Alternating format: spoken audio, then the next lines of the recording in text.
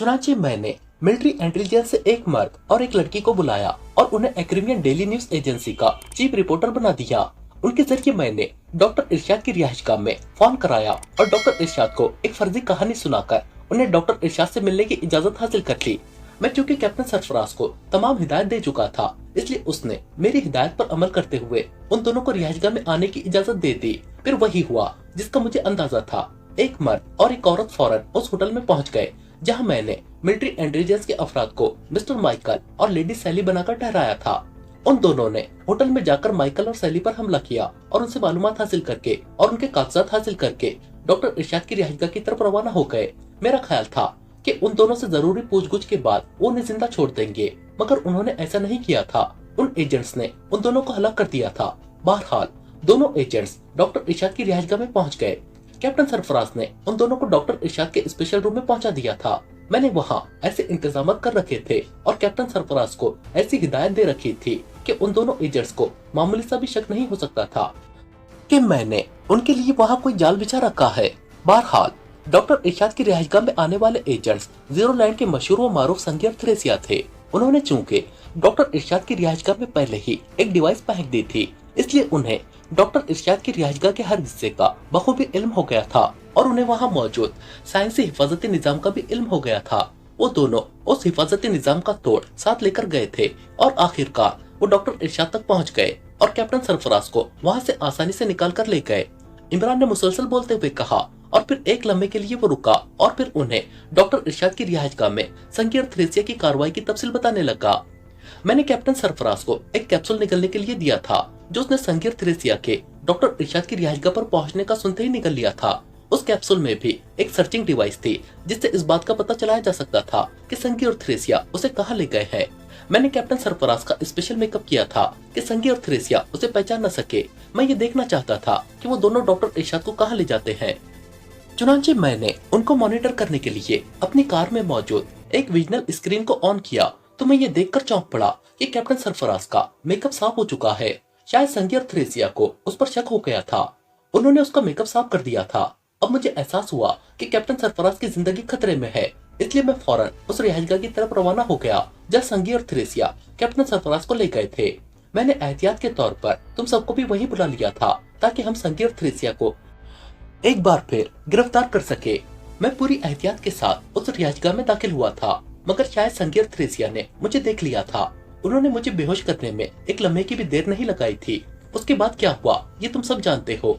बहरहाल संगी की टेप सुनकर मुझे ये यकीन नहीं हो रहा था कि उसने वाकई मेरे दिमाग को स्कैन करके डॉक्टर इरशाद के बारे में मालूम कर लिया होगा, मगर वो दोनों मंजे हुए एजेंट है और जीरो लैंड के जदीद साइंसी आलात से लैस है। इसलिए मैंने अपनी जहनी खलिश मिटाने के लिए यहाँ आने का फैसला कर लिया। और देख लो, डॉक्टर इरशाद इस आम सी जगह पर महफूज और खुश हैं। संगी और थ्रेसिया खौफ में भी नहीं सोच सकते कि मैं डॉक्टर इरशाद को ऐसी बेनाम और आम सी जगह पर रख सकता हूँ। अब ये उस वक्त तक यहाँ रहेंगे जब तक हम संगी और थ्रेसिया को काबू नहीं कर लेते। उनके साथ यहाँ ब्लैक जैक और मादाम सितारा भी मौजूद हैं। हमें उनका भी कोई ना कोई इंतजाम करना है, वरना इस बार वो हमें हलाक करने में कोई कसर बाकी न रख छोड़ेंगे। इमरान ने मजीद तफसील बताते हुए कहा, ओ तो आपने ये सारी गेम संगी और थ्रेसिया तक पहुँचने के लिए खेली थी। इमरान के खामोश होने पर सफदर ने कहा तो इमरान ने इस बात में सर हिला दिया। चले, हमें आपका ये सारा खेल तो समझ में आ गया है, लेकिन आपने हमें तनवीर के बारे में कुछ नहीं बताया। उसका क्या चक्कर है जो चीफ ने उसे गद्दार एजेंट करार दे दिया है। कैप्टन शकील ने कहा, तनवीर का चक्कर घन चक्कर बन गया है। इमरान ने मुस्कुराते हुए कहा, घन चक्कर क्या मतलब? चौहान ने चौंक कर कहा, वो जीरो लैंड का एजेंट बन चुका है।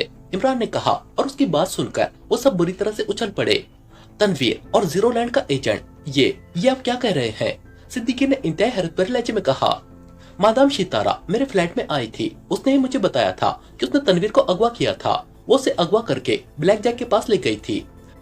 ब्लैक जैक ने उसकी बेहोशी के आलम में ब्रेन स्कैनिंग की और उसका जहन ब्लैंक कर दिया। वो तनवीर के जहन के जरिए मेरे और तुम सब के बारे में जानना चाहता था। फिर ब्लैक जैक ने उसके जहन को रिफ्रेश करते हुए ये फीडिंग कर दी कि वो सीक्रेट सर्विस का मेंबर नहीं बल्कि उसका गुलाम है।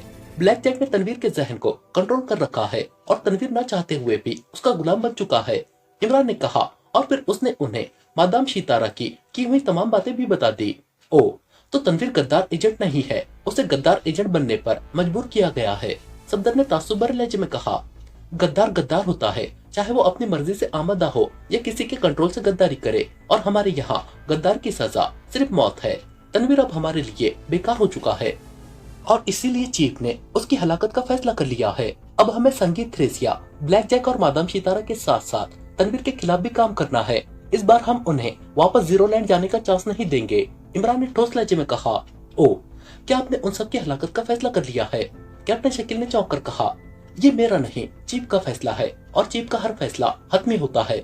इमरान ने कहा तो वो सब खामोश हो गए। उन्हें ये सुनकर वाकई अफसोस हो रहा था कि तनवीर ब्लैक जैक के हाथों जीरो लैंड का एजेंट बन चुका है। अब चले, ये यहीं बैठे रहने का प्रोग्राम है। डॉक्टर इरशाद को अभी चंद रोज और यहाँ रहना है। जब तक जीरो लैंड के एजेंट्स हलाक नहीं हो जाते, मैं इन्हें यहाँ से ले जाने का रिस्क नहीं ले सकता। इमरान ने कहा तो वो सब सर हिलाकर उठ खड़े हुए। उसी लम्हे इमरान को एक जोरदार झटका लगा और उसके मुंह से हल्की सी चीख निकली और वो उछलकर नीचे गिर गया और वो साकित हो गया। ओ, ये क्या हुआ? इमरान साहब, इमरान साहब, सफदर ने परेशान लहजे में कहा। इमरान को इस तरह चीखते और उछलकर गिरते देखकर वो सब बुरी तरह से बौखला गए। अचानक इमरान के रिस्ट वॉच से हल्का सा धुआं निकला और वो सब खाली होते हुए बोरों की तरह गिरते चले गए। क्या बात है चीफ, आप परेशान नजर आ रहे हैं? मादाम सितारा ने वापस आते हुए ब्लैक जैक को परेशान देखकर कहा। हाँ, ये देखो, तनवीर की ब्रेन मेमोरी वॉश होती जा रही है। ब्लैक जैक ने कहा तो मादाम सितारा चौंक कर स्क्रीन की तरफ देखने लगी। ओ, मगर ये सब कैसे हो रहा है और क्यों? मादाम सितारा ने हैरान होते हुए कहा। इस बात पर तो मैं हैरान हूँ। मैंने उसके दिमाग को मुकम्मल तौर पर रिफ्रेश किया था। आज तक कभी ऐसा नहीं हुआ कि मैंने किसी का ब्रेन ब्लैंक करके रिफ्रेश किया हो और बाद में उसका ब्रेन इस तरह वॉश होता जा रहा हो जैसे मैंने वाकई उसके दिमाग की मुकम्मल फीडिंग की ही ना हो। ब्लैक जैक ने कहा। ओ, तो तनवीर ये सच कह रहा था कि ये कुछ कुछ भूलता जा रहा है? मादाम सितारा ने कहा। हाँ, ब्लैक जैक ने इस बात में सर हिलाकर कहा। फिर अब आप क्या करेंगे? मादाम सितारा ने पूछा। मुझे इसका जहन दोबारा रिफ्रेश करना पड़ेगा, लेकिन इसके लिए मुझे उस वक्त तक इंतजार करना पड़ेगा जब तक इसका जहन खुद ब खुद मुकम्मल तौर पर वॉश नहीं हो जाता। अगर अब मैंने इसके जहन को मशीन से ब्लैंक करने की कोशिश की तो इसका दिमाग डैमेज हो जाएगा। ब्लैक जैक ने कहा। ओ, इसका जहन कब तक खुद ब खुद ब्लैंक होगा? मादाम सितारा ने कहा। कंप्यूटराइज मशीन के मुताबिक इसका जहन मुकम्मल तौर पर ब्लैंक होने में 3-4 घंटे लग सकते हैं। ब्लैक जैक ने स्क्रीन पर फिगर्स देखते हुए कहा। तब तो बहुत वक्त है, इस दौरान आप इन लड़कियों के ब्रेन स्कैन कर ले। मादाम सितारा ने कहा। नहीं, मैं पहले तनवीर को चेक करूंगा और ये जानने की कोशिश करूंगा कि आखिर इसका ब्रेन वॉश क्यों हो रहा है। जब तक तनवीर ओके नहीं हो जाता, मैं लड़कियों के ब्रेन वॉश नहीं करूंगा। मैं सुप्रीम कमांडर से कह चुका हूँ कि मैं इन सबको जीरो लैंड का वफादार बनाकर लाऊंगा। इसके लिए मुझे लाजमी तौर पर इनके जहनों को अपने कंट्रोल में लेना होगा, वरना ये ब्रेन डैमेज होने की सूरत में हलाक हो जाएंगे। ब्लैक जैक ने कहा। तब तक क्या इन तीनों को इसी तरह रहना पड़ेगा? मादाम सितारा ने कहा। हाँ, क्या फर्क पड़ता है? तनवीर ने इन्हें जिस गैस से बेहोश किया है, ये घंटों होश में नहीं आ सकती, और फिर मैंने इन्हें बांध भी दिया है। इनसे हमें कोई खतरा नहीं है। ब्लैक जैक ने कहा। समझ में नहीं आ रहा, आखिर ये सब हो क्या रहा है? हम ब्लैक स्पेसशिप को भी जीरो लैंड वापस भेजने के लिए नाकाम रहे हैं और अब हमारे लिए तनवीर का मसला नया आ गया है। मादाम सितारा ने बड़बड़ाते हुए कहा। तुम ठीक कह रही हो, कहीं ना कहीं कोई गड़बड़ जरूर है। ये सब इत्तेफाकन नहीं हो सकता। मैंने ब्लैक स्पेसशिप की बैटरियां इसलिए ऑफ की थी कि उनकी ज्यादा से ज्यादा एनर्जी बाहर रह सके और जब हम वापस जाए तो हमें किसी दिक्कत का सामना न करना पड़े। लेकिन ये देखकर मैं भी हैरान रह गया हूँ कि ब्लैक स्पेसशिप की तमाम बैटरियां डाउन हो चुकी हैं। उनकी एनर्जी 0 हो गई है। पता नहीं ये कैसे हो गया है। खुद ब खुद बैटरियों की चार्जिंग कैसे खत्म हो गई है? ब्लैक जैक ने कहा। उसने और मादाम सितारा ने उस कार में जाकर जहाँ ब्लैक स्पेसशिप छुपा रखी थी को ऑन करके वापस खला में भेजने की कोशिश की थी, मगर ब्लैक स्पेसशिप ऑन ही ना हो रही थी। ब्लैक जैक ने जब उसे चेक किया तो वो ये देखकर हैरान रह गया कि ब्लैक स्पेसशिप की तमाम बैटरियों की एनर्जी खत्म हो चुकी थी। ब्लैक जैक और मादाम सितारा इस तरह बैटरियों की एनर्जी खत्म देखकर परेशान हो गए थे। उनके पास चूंकि उन बैटरियों को चार्ज करने वाले चार्जर नहीं थे, इसलिए वो वापस आ गए।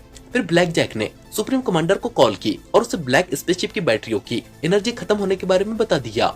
सुप्रीम कमांडर ब्लैक जैक पर बुरी तरह से गरजा था। उसने ब्लैक जैक को बुरी तरह से लताड़ा था, जिसका ब्लैक जैक कोई जवाब न दे सका था। फिर सुप्रीम कमांडर ने कहा वो किसी एजेंट को उसके पास फेक रास में भेज रहा है। वो बैटरियों के चार्जर उसे दे देगा। वो ब्लैक स्पेसशिप की बैटरियां चार्ज करे और जल्द अज जल्द उसे वापस जीरो लैंड भेज दे। सुप्रीम कमांडर से बात करने के बाद ब्लैक जैक ने स्क्रीन ऑन करके तनवीर को चेक किया तो उसे तनवीर एक सड़क पर कार के पास बुरी हालत में जख्मी दिखाई दिया। उसकी कार के सामने एक और कार खड़ी थी और सड़क पर 3 लड़कियां बेहोश पड़ी थी। तनवीर को इस हालत में देखकर ब्लैक जैक ने फौरन उससे ट्रांसमीटर पर राब्ता किया और उन तीनों लड़कियों को हेडक्वार्टर लाने का हुक्म दे दिया। और फिर जब तनवीर उन तीनों लड़कियों को लेकर आ रहा था तो ब्लैक जैक ने तनवीर की कार की डिग्गी को अचानक खुलते देखा। डिग्गी में जोसेफ नजर आ रहा था जो होश में था। उसने टांगों से डिग्गी ऊपर की और फिर अपने जिस्म को मोड़ता हुआ सीधा हो गया और फिर उसने चलती कार की डिग्गी से निकलकर सड़क पर छलांग लगा दी। जोसेफ को डिग्गी से निकलते देखकर ब्लैक जैक एक बार फिर परेशान हो गया। उसने तनवीर को आगे जाकर कार रोकते देखा तो उसने फौरन उसे दोबारा ट्रांसमीटर कॉल की और उसे जोसेफ से बच निकलने की हिदायत दी, क्योंकि उसने जोसेफ को शदीद गुस्से में देख लिया था। तनवीर की हालत पहले ही खराब थी। अगर उसका देव हैकल जोसेफ से टकराव हो जाता तो वो उसे हलाक कर सकता था और ब्लैक जैक तनवीर को जाया नहीं करना चाहता था। आपका क्या ख्याल है, क्या गड़बड़ हो सकती है?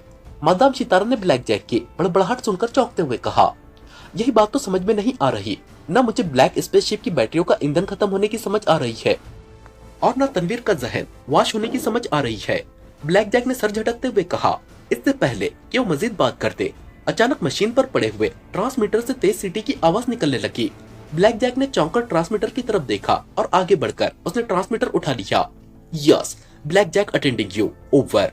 ब्लैक जैक ने ट्रांसमीटर ऑन करके उसका एक बटन प्रेस करते हुए कहा, संगी दिस एंड, ओवर। दूसरी तरफ से संगी की आवाज सुनाई दी तो ब्लैक जैक और मादाम सितारा उसकी आवाज सुनकर चौंक पड़े।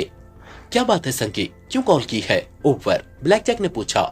ब्लैक जैक, मैंने और थ्रेसिया ने अपने मिशन में कामयाबी हासिल कर ली है। हमें यहाँ पाकिस्तान के एक नामवर साइंसदान डॉक्टर इरशाद को हासिल करने के लिए भेजा गया था।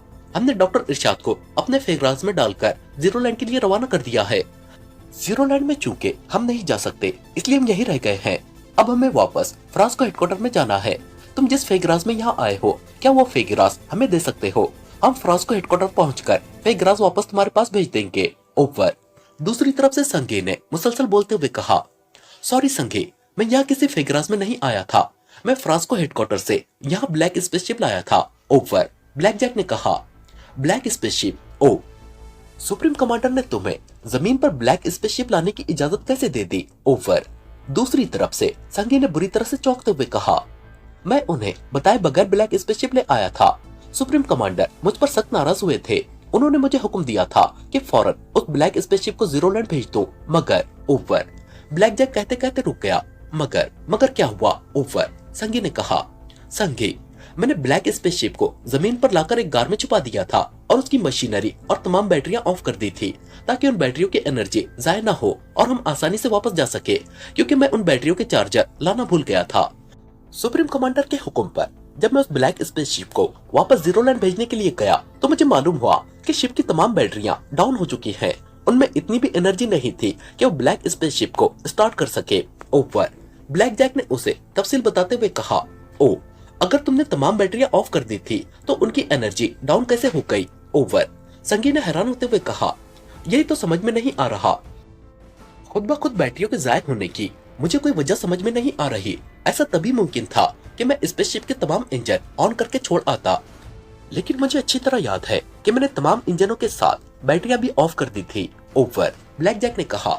हैरत है, तुम मुझे हैरानकुन बात बता रहे हो। खुद ब खुद ब्लैक स्पेसशिप की बैटरियां डाउन होने का तो सवाल ही पैदा नहीं होता, ओवर। संगी ने हैरतजदा लहजे में कहा।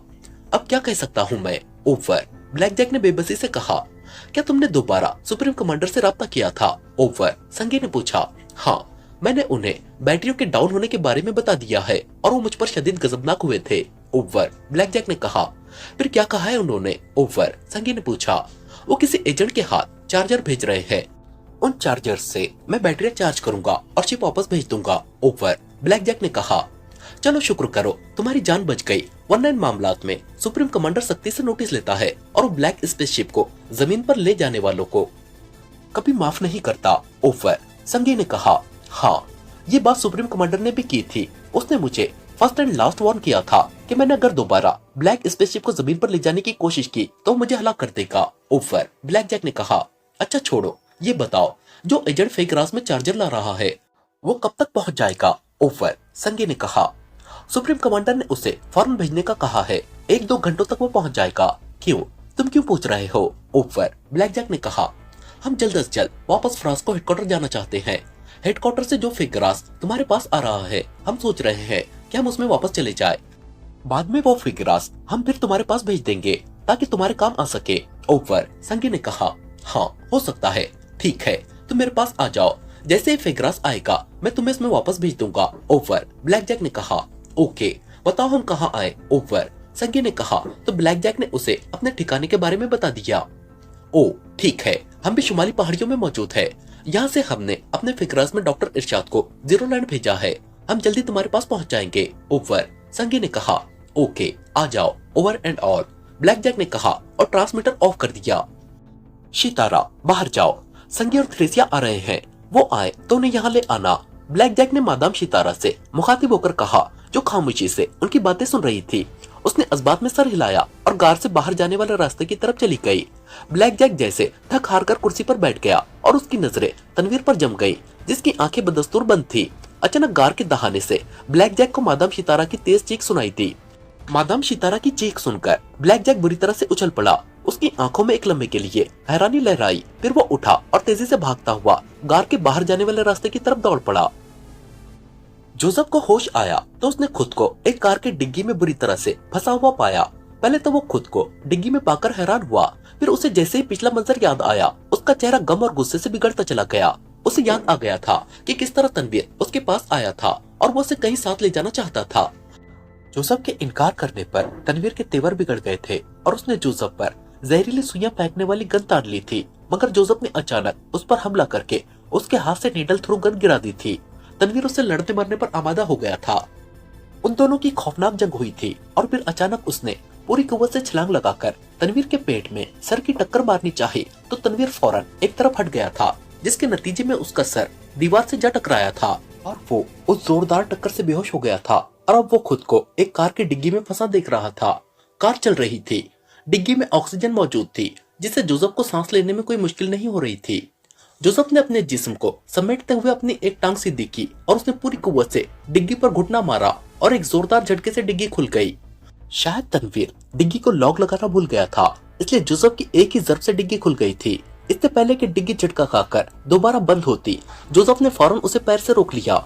दूसरे लम्हे उसने अपने जिस्म को मोड़ा और सीधा होते हुए उसने उछलकर डिग्गी से बाहर छलांग लगा दी। वो सर के बल सड़क पर आया। उसने फौरन जमीन पर दोनों हाथ टिका दिए। अगर वो ऐसा ना करता तो यकीनन उसके चेहरे का भुर्ता बन जाता। जमीन पर हाथ टिकाते ही उसने कलाबाजी खाई और कमर के बल सड़क पर गिरकर लुढ़कता चला गया। इस असना में तनवीर की कार तेजी से दौड़ती हुई दूर चली गई थी और अंधेरे और धुंध में गायब हो गई थी। जोसेफ ने खुद को संभाला और फौरन उठ खड़ा हुआ। मैं तुम्हें ऐसे नहीं जाने दूंगा तनवीर, तुम्हें मुझे बताना पड़ेगा कि तुमने मुझ पर हाथ उठाने की जुर्रत क्यों की थी। जोसेफ ने गुर्राते हुए कहा और सड़क पर तेजी से उस तरफ भागने लगा जिस तरफ तनवीर की कार गई थी।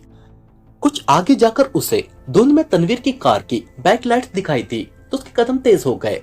शायद तनवीर ने उसे डिग्गी से निकलते देख लिया था और उसने काफी आगे जाकर कार रोक दी थी।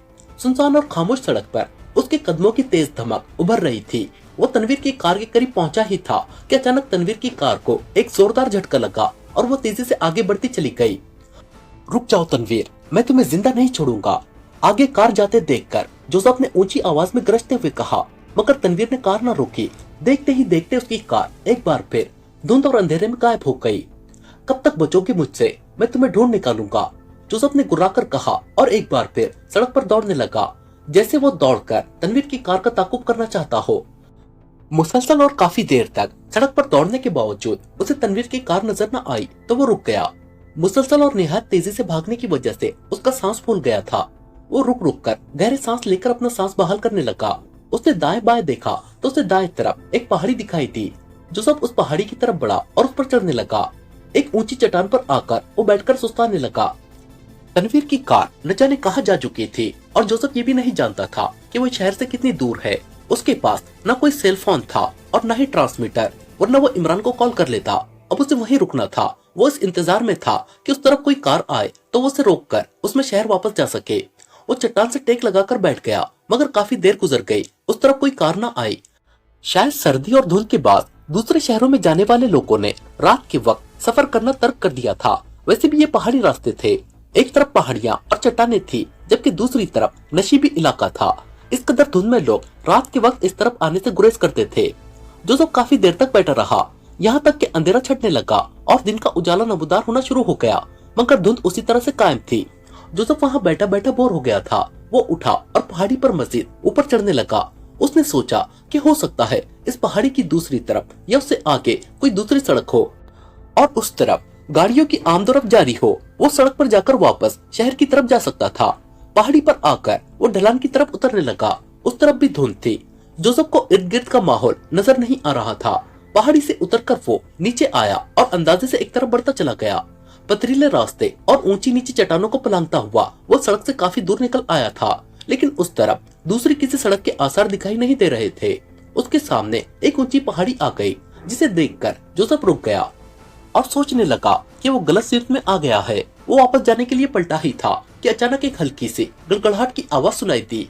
गड़गड़ाहट की आवाज सुनकर वो ठिठक गया। उसने चौंक कर पहाड़ी की तरफ देखा तो उसे पहाड़ी के हिस्से से एक बड़ा सा पत्थर सरकता हुआ नजर आया। पत्थर को इस तरह सरकते देखकर जोसेफ हैरान रह गया। फिर उसके जहन में एक कोंदा सा लपका और वो फौरन एक चट्टान की ओट में हो गया। उसे ख्याल आया था कि चट्टान खुद ब खुद अपनी जगह से हरकत नहीं कर रही थी, ये किसी मैकेनिक के तरीके से हरकत कर रही थी। वो चट्टान की ओट से देखने लगा। बड़ा पत्थर एक तरफ हट गया था। अब वहाँ एक बड़े से गार का दहाना दिखाई दे रहा था। दूसरे लम्हे जोसेफ को गार से एक हेवला सा निकलता दिखाई दिया। हेवला किसी लड़की का था। जोसेफ गौर से उस लड़की के हेवले को देखने लगा। लड़की का हेवला जैसे ही धुंध से निकला, जोसेफ उसे देखकर बुरी तरह से चौंक पड़ा। मादाम सितारा मेकअप में नहीं थी, इसलिए जोसेफ ने उसे फौरन पहचान लिया। ओ, मादाम सितारा, जीरो लाइन की नाकन, ये यहाँ क्या कर रही है? जोसेफ के मुंह से निकला। मादाम सितारा हर बात से बेखबर उसी चट्टान की तरफ बढ़ रही थी। मादाम सितारा चट्टान के करीब आकर मुड़ी ही थी कि जोसेफ ने अचानक उसके दाएं तरफ आकर झपट कर उसे पकड़ लिया। मादाम सितारा इस अचानक इफ्तार के लिए तैयार नहीं थी। उसके मुंह से बेख्तियार चीख निकल गई, जो उन पहाड़ियों में दूर तक लहराती चली गई थी। जोसेफ ने उसे गिरफ्त में लेते हुए उसका मुंह अपनी तरफ कर लिया। तुम सितारा हो ना, जीरो लाइन की नाकन, तुम यहाँ क्या कर रही हो? जोसेफ ने उसे बुरी तरह से घूरते हुए कहा। तुम जोसेफ हो? मादाम सितारा ने उसे देखकर घबराए हुए लहजे में कहा। इससे पहले कि जोसेफ उसे जवाब देता, उसने गार से भागते हुए कदमों की आवाज सुनी। जोसेफ ने फौरन मादाम सितारा के मुंह पर हाथ रखा और उसे लिए हुए दोबारा चट्टान की ओट में आ गया और चट्टान से पुश लगाकर खड़ा हो गया। सितारा, कहाँ हो तुम?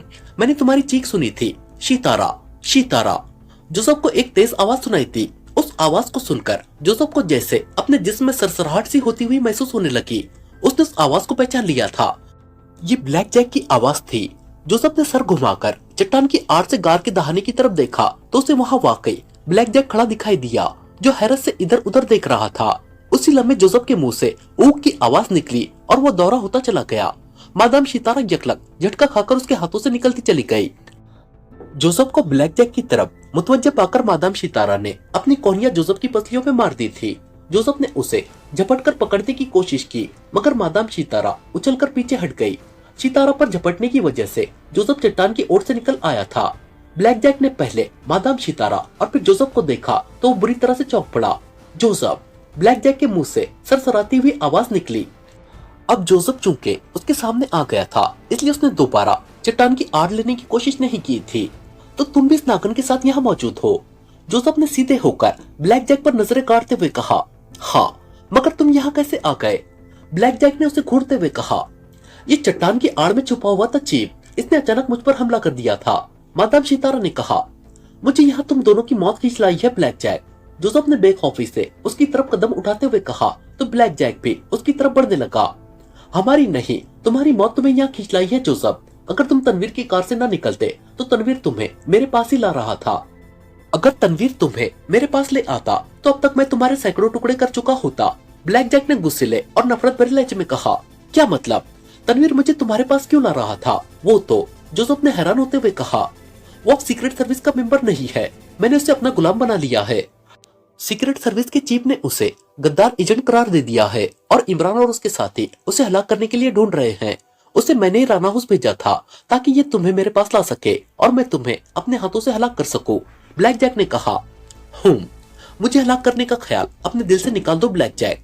तुम मुझे हलाक करने की पहले भी कई बार कोशिश कर चुके हो। मैंने तुम्हारा क्या हश्र किया था, याद है न तुम्हें? जोसेफ ने जहरीले लहजे में कहा। सब याद है मुझे, मैं कुछ भी भूला नहीं हूँ, इसीलिए तो मैं तुमसे और इमरान से बदला लेने के लिए आया हूँ। ब्लैक जैक ने कहा।